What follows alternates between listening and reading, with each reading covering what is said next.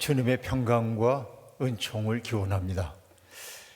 2년 전에 이곳에 와서 여러분과 만나서 말씀을 나눴는데 또 이렇게 이 강단에 서게 될 거라고는 생각지도 못했는데 또다시 오게 되었습니다. 하나님께서 특별한 은혜로 연결해 주신 줄로 믿습니다. 미국에 있는 여러 교회 또 한국에 있는 교회를 다니다 보면 대개 회중들이 연세들이 꽤 많으신 분들이 주로 많은데 우리 성령교회 일부 예배가 그런지 모르겠습니다만은 젊은 분들이 많아가지고 놀라운 교회구나 하는 생각을 갖게 됩니다. 물론 이제 교회 학교 담당하는 선생님들이 많이 계시다고 듣기는 했습니다만 그래도 이렇게 귀한 자리에 참여해 주신 여러분들이 감사하고 또 연세 드신 분들도 기꺼이 예배에 동참해 주셔서 감사합니다. 인간은 하나님이 이 세상에 내시면서 하나님이 초대한 세계는 기쁨의 세계였습니다. 하나님은 만들어진 세상을 바라보면서 보시기에 좋았다. 그렇게 성경이 거듭거듭 이야기하고 있습니다. 그러니까 우리가 창조주 하나님을 고백한다고 하는 것은 하나님이 창조하신 세계의 그 아름다움 속에 동참하도록 우리가 초대받았다라고 하는 뜻을 내면에 품고 살아가는 것이라고 저는 그렇게 느끼고 있습니다. 그런데 여러분 지난 한 주간 동안 혹은 며칠 동안 여러분 내 삶이 참 좋다, 내가 참 감사하다, 기쁘다, 내 인생이 기적이구나 이런 생각을 얼마나 품고 사셨습니까? 사실 우리가 그런 생각을 품지 못할 때가 아주 많이 있습니다. 왜냐하면 당장 처리해야 할 일들이 눈앞에 산적해 있고 그 일들은 언제나 나를 숨가쁘게 만들기도 하고 나를 지치게 만들기도 하고 그렇기 때문에 나의 내면 속에는 내 인생은 왜 이렇게 힘들지? 이런 생각이 드는 것도 사실입니다.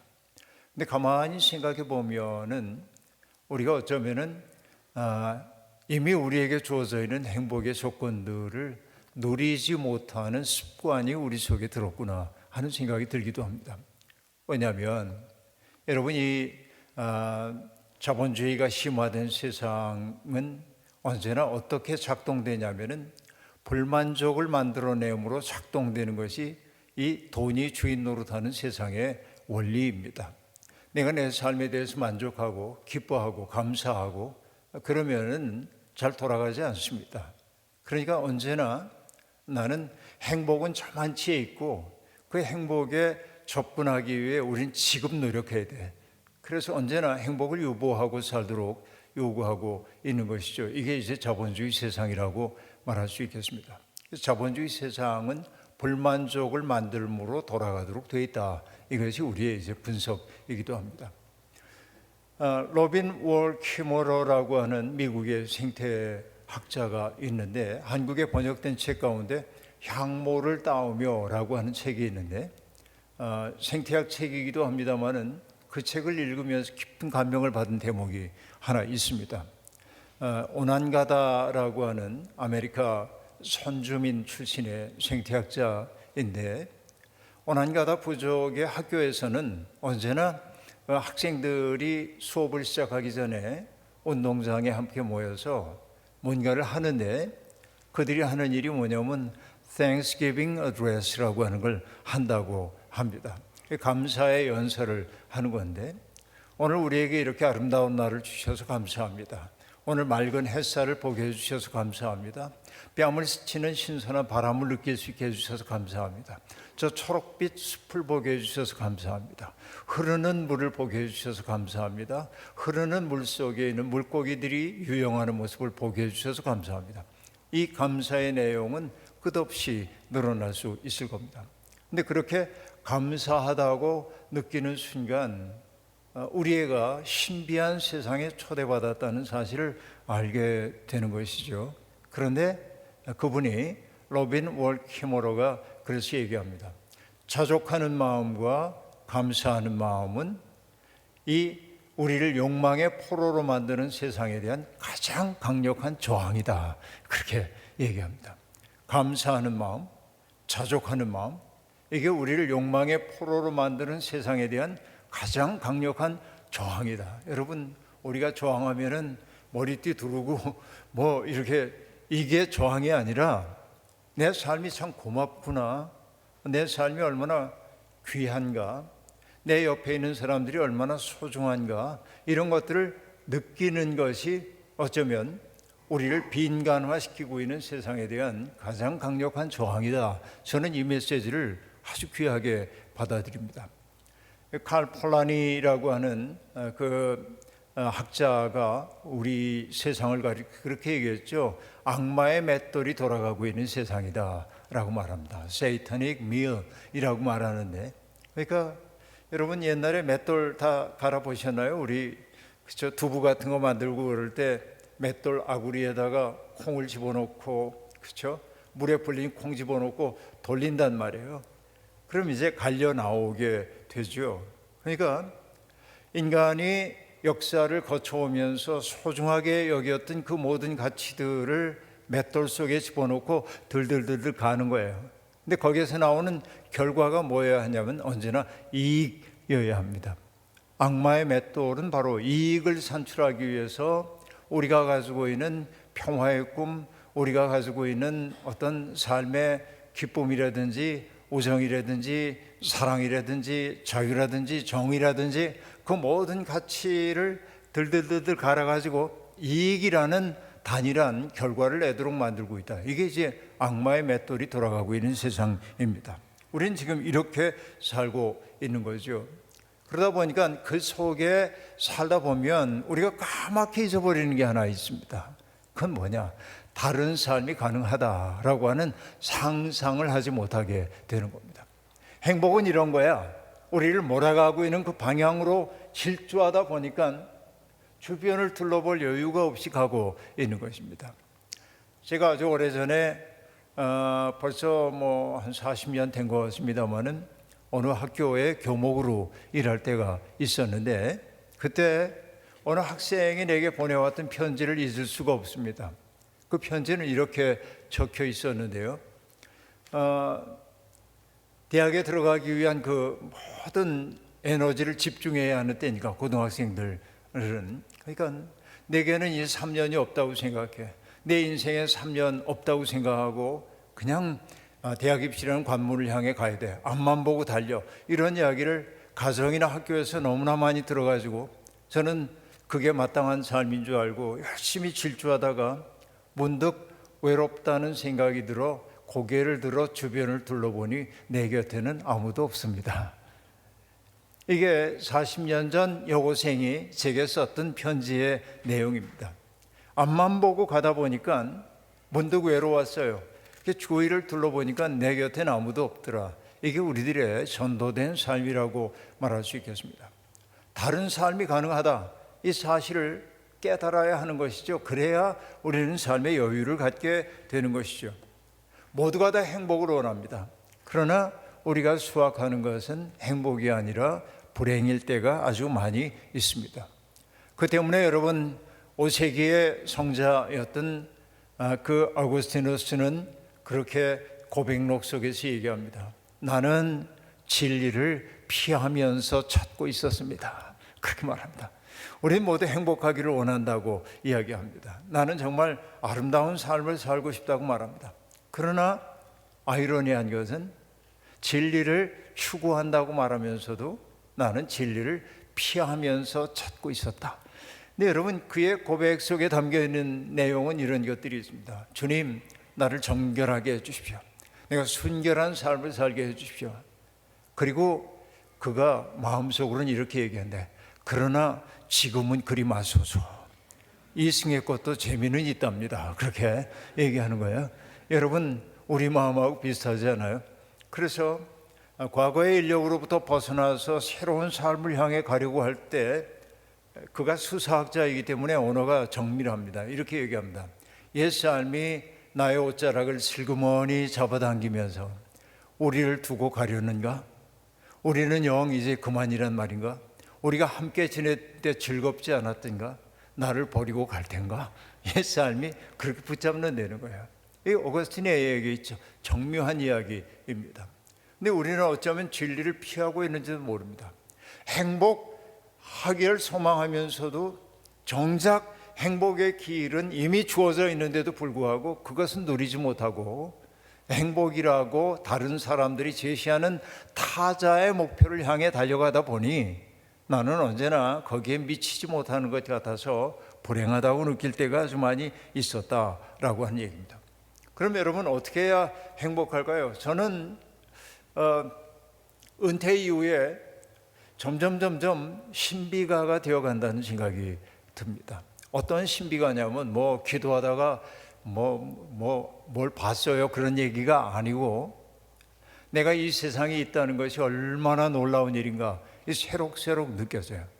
여러분, 제가 여기 보스턴에 오기 전에 덴버에 머물렀습니다. 거기에 이제 그 중북부 목회자 가족 수련회 있는데, 거기에서 중북부 수련은 참 재밌습니다. 딴 거 아무것도 안 하고 제 강의 3번 저녁에 그것만 하고 낮에 놀아요.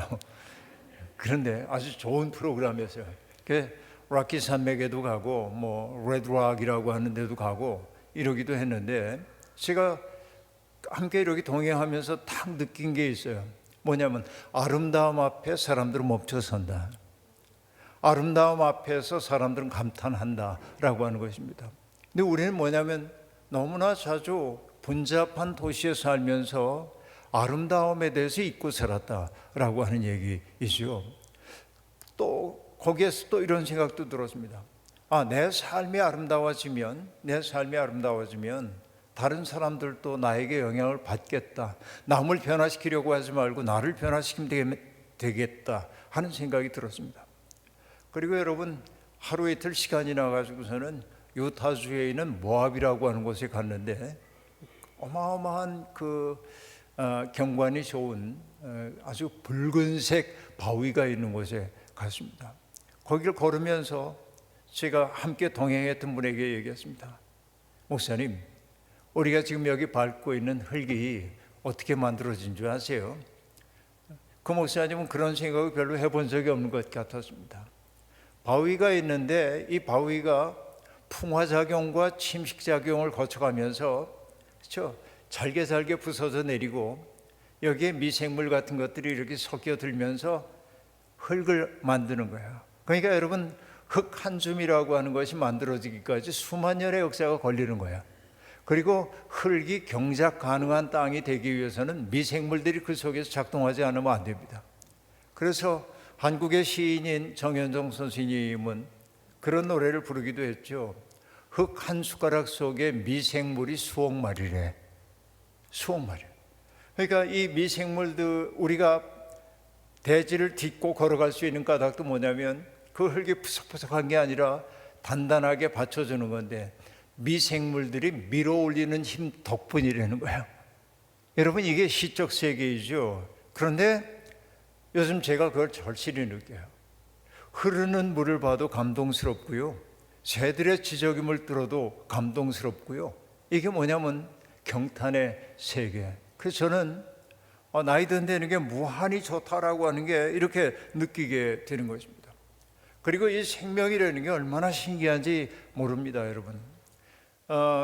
겨울에서 이제 봄으로 이렇게 지나갈 무렵에 여기는 어떤지 모르겠습니다만은 한국에서 맨 먼저 피는 꽃의 이름이 뭐냐면 복수초라고 하는 꽃이 있습니다. 그러니까 눈 속에서 노란 꽃을 피워내요. 그러니까 이 복수초는 참 놀라운 생명력을 가지고 있는 그런 식물이라고 얘기할 수 있습니다. 그러면 그 친구는 왜 그때 다른 식물들은 필 생각조차 못하는 그 겨울의 한복판에 꽃을 피워낼까? 저희가 키가 작거든요. 그러니까 경쟁하기가 매우 어려워요. 만물의 생장 조건이 좋은 봄이 됐을 때 다른 식물들과 경쟁할 수가 없기 때문에 얘는 아주 그 경쟁을 피해서 악조건 속에서 꽃을 피우는 거야. 근데 문제가 몇 가지가 있습니다. 하나는 뭐냐면 얼어 죽기 쉽다는 거예요. 그래서 이 식물은 자기 속에 부동액을 만들어 놓으므로 얼지 않도록 그렇게 발전을 해왔습니다. 그런데 또 하나의 문제가 있어요. 어떤 문제냐면 어쨌든 번식을 하려고 그러면은 벌이나 어떤 나비나 이런 곤충들이 와가지고서는 화분을 해줘야 하잖아요. 근데 그 겨울에 그거 할 수가 없는 거예요. 근데 겨울에도 죽지 않는 곤충들이 있습니다. 근데 이 곤충들은 얼어 죽지 않으려니까 따뜻한 곳을 찾는데 이 복수초 꽃이 뭘 하냐면 자기의 내부 온도를 주변 기온보다 3, 4도 높게 유지를 해요. 그래서 곤충들이 들어와서 거기 쉬게 만들어줍니다. 그러니까 덕분에 곤충들은 살고 꽃도 살게 되고 이게 이중의 승리라고 얘기할 수 있겠죠. 여러분, 제가 이 얘기 식물에 대한 얘기하자면 한없는데요. 그러니까 하나하나 살펴보면 세상이 너무 신비한 거예요. 이게 하나님이 만드신 오묘한 세계라고 얘기할 수 있겠습니다. 자, 이런 세계 속에 우리들이 살고 있는데 초대받았는데 세상에 의해서 우리는 그런 것들을 보지 못하게 만들고 엉뚱한 것들만을 행복의 조건인 줄 알고 허위허위 달려가도록 그렇게 요구를 받고 있었다라고 하는 얘기입니다. 그럼 여러분, 오늘 이 시대에 우리가 경쟁이 심화된 세상 속에서 예수의 제자가 된다고 하는 것은 어떤 얘기일까? 그냥 내가 예수 믿고 천국 갈 소망을 품고 있고 내가 서러웠던 마음이 위안받고 이런 것만이 예수 믿음이겠나? 여러분, 예수를 믿는다고 하는 건 뭐냐? 일종의 혁명입니다. 새로운 세상을 꿈꾸는 것입니다. 여러분, 창세기 1장에 보면은 하나님이 천지를 창조하신 이야기가 등장하는데 하나님이 혼돈과 흑암과 그리고 공허함 속에 있었던 그 세계를 바라보고 계시다가 하나님의 영이 수면 위를 운행하시고 어느 순간 빛이 있으라 함으로 빛이 생겨났다고 성경이 얘기합니다. 이게 첫날의 창조 이야기입니다. 그리고 하나님이 그 당신의 뜻대로 이루어진 세상을 보고 보시기에 좋았더라라고 얘기했어요. 좋다고 얘기했어요. 이게 평범한 얘기처럼 들릴 수도 있습니다. 그러나 여러분, 이 창세기 1장의 창조 이야기는 어떤 빛에서 보아야 하냐면 이스라엘 사람들이 바벨로니아의 포로로 잡혀갔을 때 기록된 책입니다. 그 책이. 근데 바벨론의 창조 이야기는 어떤 거냐면 신들의 투쟁으로 세상이 만들어졌다는 거예요. 신들이 싸웁니다. 그래서 창조의 그 가장 강력한 동기는 뭐냐? 싸움이에요. 그리고 싸움에는 뭐가 있습니까? 승자가 있고 패자가 있는 거예요. 그러니까 승자가 패자를 함부로 해도 괜찮은 거예요. 계급사회입니다. 그런 계급사회가 제국을 만들어내고 있었던 것이죠. 그런데 그 제국에 의해 짓밟혔던 히브리의 사제들이 완전히 새로운 창조에 대한 이야기를 하고 있습니다. 어떤 이야기? 폭력이 아니라 하나님의 사랑의 말씀으로 세상을 창조했고 만들어진 세상을 보니까는 뭐야? 너무나 아름다워. 그 사람들을 경탄으로 초대해. 그러니까 여러분, 창세기 1장은 혁명입니다. 그런 의미에서 보자고 한다면 제국의 질서 속에서 여러분 완전히 새로운 세상을 꿈꾸고 있어요. 이게 시적인 세계라고 얘기할 수 있습니다. 여러분, 복음서 가운데 마태, 마가, 누가, 요한복음 가운데 맨 먼저 기록된 성경은 마가복음서입니다. 마태가 앞에 있긴 하지만은. 그런데 마가복음서 1장 1절은 뭐라고 되어 있냐면 하나님의 아들 예수 그리스도의 복음의 시작이라 이렇게 되어 있습니다. 평범합니다. 아무것도 아닌 것 같습니다. 그러나 여러분, 배경을 알고 보면 놀라운 얘기입니다. 왜? 하나님의 아들, 구원자, 주님, 평화의 왕, 이런 말을 최초로 들은 분은 예수님이 아닙니다. 그게 누구냐면 로마의 초대 황제인 옥타비아누스라고 하는 사람입니다. 그 옥타비아누스를 나중에 원로원이 위대한 자라는 뜻으로 아우구스투스라는 호칭을 붙여줘요. 그러니까 이 사람이 로마의 내전을 그치게 했기 때문에 평화의 왕이라고 불렀고, 내전이 그쳐서 이제는 지중해 세계가 로마에 다 복속이 되기 때문에 그를 퀴리오스 주님이라고 불렀고, 그리고 그 넓은 강토를 지배하려다 보니까 신화가 필요해서 그를 아폴론 신의 아들이라고 해서 Son of God 그렇게 얘기했고, 그가 바바리안으로부터 자기들을 구해 주었다고 해가지고 소테르 구원자라고 얘기했단 말이에요. 그러니까 로마 황제에게 귀속되고 있던 모든 단어를 로마에 의해서 죽임을 당했던 예수, 오로지 고통받는 사람들 속에 다가가지고 그들의 고통을 당신의 것으로 받아 안았던 그 사랑의 사람 예수를 바로 황제와 마주 서 있는 새로운 존재로 딱 내세우는 거야. 그런 의미에서 성경은 혁명적이다라고 얘기하는 겁니다. 그러니까 우리가 예수를 믿는다고 하는 건 뭐냐면은 이 시대의 논리에 따라서 그 주류 논리에 따라가는 사람이 되는 게 아니라 새로운 세상을 시작하는 사람이 되는 데 있다. 세상은 우리가 유능하고 경쟁에서 이겨야 하고 남에게 무시당하지 말아야 하고 이렇게 얘기하고 있지만, 우리는 그렇지 않고 경쟁하지 말라는 얘기는 아니지만 내가 가지고 있는 힘을 가지고 누굴 지배하는 게 아니라 오히려 따뜻하게 사람들을 섬기고 이해하고 돌보고 그런 세계를 소대받았단 말이죠. 오늘 본문이 바로 그러합니다. 제자들 가운데 누구를 가장 큰 사람으로 칠 것이냐, 이런 물음을 놓고 서로 말다툼이 벌어졌습니다. 그때 예수님이 제자들에게 말씀하십니다. 문민족들의 왕들은 백성들 위에 군림한다. 그렇죠? 그 위에서 거들먹거리는 거예요. 그리고 백성들에게 권세를 부리는 자들은 은인으로 행세한다. 내 덕분에 사는 거야. 당신들은 나 고마운 줄 알아. 이러면서 산다는 거야. 그런데 예수님이 얘기합니다. 그러나 너희는 그렇지 않다. 너희 가운데서 가장 큰 사람은 가장 어린 사람과 같이 되어야 하고, 또 다스리는 사람은 섬기는 사람과 같이 되어야 한다. 여러분, 세상의 질서를 뒤집어 엎고 있음을 우리들이 알 수 있습니다. 그리고 말합니다. 누가 높은 사람이냐? 밥상에 앉은 사람이냐? 시중 드는 사람이냐? 밥상에 앉은 사람이 아니냐? 그러니까 밥상에 앉은 사람이 돼. 너는 시중 드는 사람 되면 안 돼. 이게 세상의 문법이야. 그런데 주님이 말씀하십니다. 그러나 나는 섬기는 사람으로 너희 가운데 있다. 이렇게 얘기합니다. 이게 바로 예수 믿음입니다. 내가 무능력해가지고 내가 정말 나도 거들먹거리고 살고 싶은데 경쟁에서 패배해서 내가 힘이 없어가지고 내가 싫지만 저 사람을 섬길 때 내 마음속엔 비애가 가득 차오를 수 있습니다. 그러나 나는 얼마나 다 정말 능력이 있고 힘도 있고 그런데 내가 좋아서 저 사람을 봉사하고 섬기는 삶을 살게 될 때 그 기쁨은 말할 수가 없는 것이죠. 이게 중요한 거예요. 그러면 여러분, 우리가 왜 누군가를 섬기며 살아야 합니까? 왜 누군가를 복되게 하며 살아야 합니까?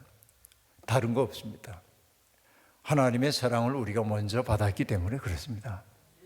하나님의, 여러분, 우리가 구원받은 사람이 된 까닭은 다른 게 아니에요. 자격이 있어서가 아닙니다.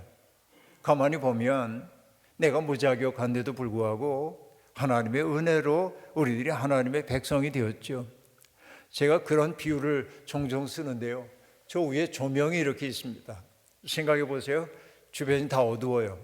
조명 하나만 있습니다.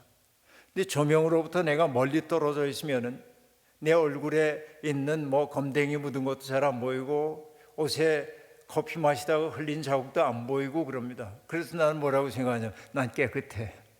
나는 떳떳해. 나는 멋있어. 그럴 수 있어요.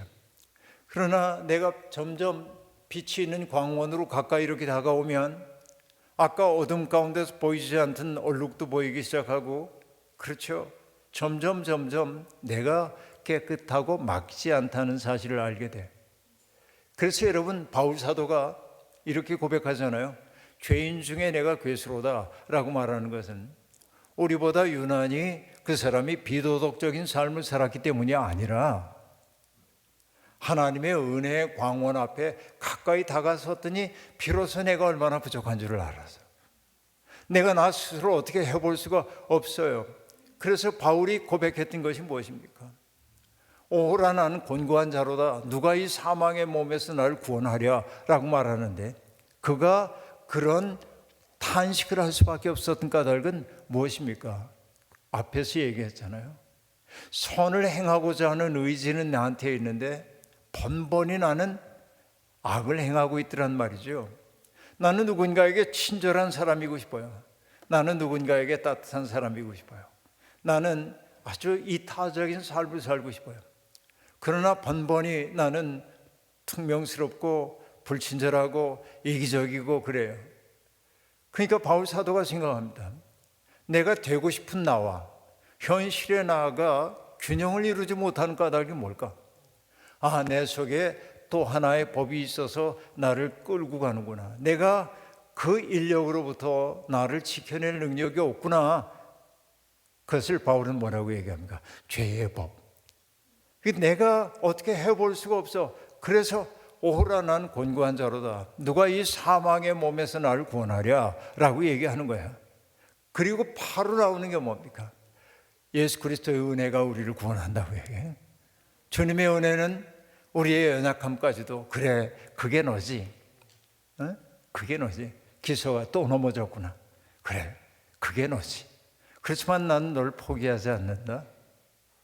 이게 하나님의 은혜입니다. 그 은혜가 내 속에 흘러 들어오게 될 때 나는 뭐냐면은 하나님의 꿈에 동참한 사람이 되기 시작하는 거야.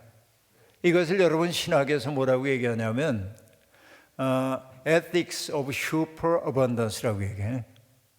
흘러넘침의 윤리학, 그렇게 말할 수 있어요. 하나님의 은혜가 내 속에 흘러넘쳤어요. 내가 받을 수 없는 과한 사랑을 받았어요. 그 사랑을 경험한 사람, 내가 은혜에 빚진 사람임을 알기 시작할 때 우리는 뭐냐면 바울의 언어로 그걸 뭐라고 얘기하냐면 프롤레마라고 말하는데 충만함입니다.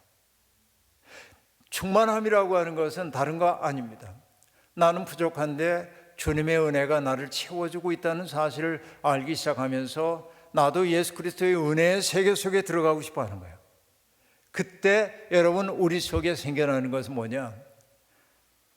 나의 이익을 계산하며 사람들을 대하지 않기 시작한다. 다른 사람들을 복되게 하려고 한다. 교환의 방식으로만 인간관계를 맺지 않는다. 나를 누군가에게 선물로 주고 싶은 생각이 내 속에 생겨난다. 이게 은혜 받은 사람의 삶입니다. 그러니까 누군가를 받아들일 때도 그 사람의 윤리적이고 혹은 내게 이익이 되기 때문에 받아들이는 게 아니라 그냥 그 사람을 덥석 환대하고 안아주는 거예요. 이게 뭐냐면 흘러넘침의 윤리학이라고 얘기할 수 있습니다. 바로 이것이 우리가 초대받은 세계임을 우리들이 알아야만 합니다. 여러분, 우리는 이 멋진 세계에 초대를 받은 사람들이라고 여러분 확신해도 괜찮습니다. 저는 그래서 생각해 봅니다. 교회란 어떤 것이냐? 바로 그런 삶이 가능하다고 하는 사실을 세상 앞에 입증해 보여주는 곳이 되어야 합니다. 저는 성령한 교회가 그런 것 되기를 정말로 소망합니다. 지난 몇 년 동안 여러분 우리 UMC에 있는 많은 교회들이 너무나 큰 어려움을 겪었고 여러분들도 작은 파도, 큰 파도 만나면서 휘뚝거리고 흔들릴 때도 있지만 그러나 넘어서서 여기까지 왔잖아요. 이게 중요한 거예요. 넘어지지 않음이 중요한 게 아니라 넘어져도 다시 일어나 앞을 향해 나가는 게 중요한 거예요. 그러니까 여러분 이제는 정말 아름다운 교회를 만들어내야 하고요. 그렇기 때문에 교회는 진정한 공동체가 되어야만 합니다. 근데 여러분 공동체를 뜻하는 영어 단어가 커뮤니티인지 우리가 다 잘 아는데 컴은 함께란 뜻이고 뮤니티라고 하는 것은 라틴어 무누스에서 나온 말입니다. 그 무누스는 두 가지 의미를 가지고 있어요. 하나는 선물이라는 뜻이 있어요. 공동체란 뭐냐? 함께 선물이 되는 사람들의 모임이에요. 그러니까 나는 뭐냐면 내 옆에 있는 사람에게 선물이 돼야 돼. 선물은 어떻습니까? 받는 사람이 기뻐야 선물이 되죠. 그러니까 내가 누군가에게 선물이 되는 삶이라고 하는 건 결국 뭐냐? 그 사람을 존중하고 아끼고 그리고 배려해 주는 삶이란 말이죠. 우리는 바로 그 삶으로 초대받았어요. 이게 공동체예요. 성요한교회는 그런 의미에서 서로가 선물이 되는 사람들의 공동체가 되기를 소망합니다. 그런데 모노스라고 한 말에는 또 다른 뜻이 있어요. 부담이라는 뜻도 있습니다. 부담. 그러니까 공동체를 부담이라는 의미에서 보자고 한다면 어떤 얘기냐면 서로의 짐을 함께 지는 사람들의 모임이에요. 저 사람의 고통을 내 것으로 가져올 줄 아는 게 공동체란 말이죠. 여러분 생각해 보십시오. 나도 누군가와 깊은 인연이 맺어지는 것을 보면 어떨 때냐면 내가 그 사람을 사랑할 때도 있고요, 내가 그 사람에게 신세를 졌을 때 그에 대한 고마움이 내 속에 생겨. 이게 뭐냐면 연결이 생기는 거예요. 연결이. 공동체란 결국 뭐냐? 연결이 많아지는 것을 뜻해요. 우리가 뇌 속에 있는 시냅스가 튼튼해야 기억력도 좋고 판단력 좋은 것처럼, 시냅스가 얇아지거나 끊어지면은 우리가 뭔가 어려움을 겪는 것처럼 이 시냅스가 단단해져야 돼. 그러기 위해서 뭘 해야 합니까? 내가 누군가를 관심을 갖고 사랑해야 되고, 누군가의 짐을 함께 지기 시작해야 하고, 그래서 연결이 되기 시작해야 한다. 교회란 뭐냐? 연결이란 말이죠. 그걸 저는 다른 말로 뭐라고 얘기하냐면, 연결되어 있을 때 그는 나와 무관한 사람이 아니에요. 교회란 뭐냐? 서로에게 고향이 되어주는 사람들의 모임이다. 그러니까 여러분, 김준태 시인의 19절에 등장하는 이야기를 저는 떠올립니다. 고향에서는 자빠져도 흙과 풀이 안아준다, 그렇게 말해요. 이게 고향이에요. 여러분은 어쨌든 고향 떠나서 여기 온 분들인데 서러움 많이 겪으셨죠? 그런데 내가 좀 넘어져도 괜찮아요. 흙과 풀이 안아줘요. 성요한 교회가 그런 것이 되기를 바랍니다. 때때로 넘어질 수 있어요. 그러나 넘어져도 나를 안아주는 공동체가 있으면 내가 외롭지 않아. 그렇죠? 내가 고립되어 있지 않아. 나는 공동체 안에 있으니까. 우리가 여러분 어디 수련회 같은 데 가면은 촛불 켜들고 행진할 때도 있잖아요. 근데 바람이 불어가지고 촛불 꺼지기도 합니다. 괜찮아요. 왜? 옆에 있는 사람에게 불씨 빌릴 수 있으니까. 이게 공동체죠. 나는 넘어져도 공동체가 나를 안고 갈 거다 하는 생각. 그건 어느 때 가능합니까? 예수님이 오늘 말씀하신 그대로일 때입니다. 섬기는 자로 있을 때 연결은 든든해진다. 그렇죠? 내가 힘이 없어서 굴욕적인 마음으로 누군가를 섬겨야 되면 내 속에 비애감이 남아요. 그러나 내가 힘이 있는데도 불구하고 자발적으로 섬기려고 할 때 내 속에 남는 것은 비애가 아니라 기쁨입니다. 내가 주는 평화는 세상이 주는 것과 같지 않다, 주님 말씀하셨는데, 그 평화와 기쁨을 여러분 한껏 맛봄으로써 새로운 세상을 꿈꾸는 사람답게 하루하루 행복하게 기쁘게 살아가기를 주의 이름으로 축원합니다. 자비로우신 하나님, 사람이 홀로 있는 것이 보기에 좋지 않아서 하나님은 돕는 짝을 만들어 주셨습니다. 사람은 함께 있을 때 아름답습니다. 주님께서 이 교회를 허락해 주신 것도 우리가 서로의 상처를 보듬어 안아주고 서로의 외로운 마음을 붙들어주고 품에 안으라고 하는 주님의 명령인 줄로 믿습니다. 성요한 교회가 그동안 거쳐왔던 그 기나긴 역사 속에서 행복하고 기쁜 순간도 있었지만은 어렵고 헤쳐나가기 어려운 난관이 이 공동체를 뒤흔들어 놓을 때도 있었습니다. 그러나 파선의 위협을 딛고 우리 성요한 교회라고 하는 이 배는 하나님 나라라고 하는 목표를 향하여 잘 항해하게 하시니 감사합니다. 폭풍을 지나왔으니 이제는 더욱더 아름다운 시간이 기다리게 도와주시고, 교우들이 이곳에서 맛보는 신앙의 즐거움을 가지고 이 지역에 있는 많은 사람들에게 희망을 안겨주는 멋진 교회가 되게 도와주옵소서. 예수님의 이름으로 축복하며 기도하옵나이다. 아멘.